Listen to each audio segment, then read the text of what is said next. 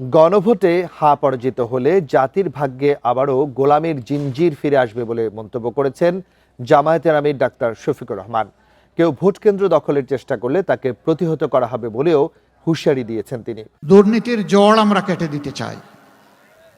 আমরা দুর্নীতির পাতা আর ডাল ধরে টান দেব না, আমরা দুর্নীতির ঘাড় ধরে টান দেব। একটা পরিচ্ছন্ন বাংলাদেশ, দুর্নীতিমুক্ত বাংলাদেশ, বৈষম্য মুক্ত বাংলাদেশ, মানবিক বাংলাদেশ। এবার গণভোটে যদি হ্যাঁ পরাজিত হয় তাহলে জাতির ভাগ্যে আবারও গোলামির জিঞ্জির ফিরে আসবে। হ্যাঁ বিজয়ী হলে বাংলাদেশ জিতে যাবে, আল্লাহ না করেন হ্যাঁ পরাজিত হলে বাংলাদেশ হেরে যাবে। তিনি রাজনৈতিক দলগুলোর 5 আগস্টের পরের কর্মকাণ্ড দেখে ভোট দেবার আহ্বান জানান। যারা অতীতে প্রমাণ দিতে পারে নাই, এখনো যারা পারছে না, জনগণের কাছে ভোট চাওয়ার অধিকার তাদের নেই। পরে ঝালকাঠির জনসভায় জামায়াত আমির হুঁশিয়ারি দিয়ে বলেন, কেউ ভোট কেন্দ্র দখল করতে এলে তাদের হাত মুচড়ে দেয়া হবে।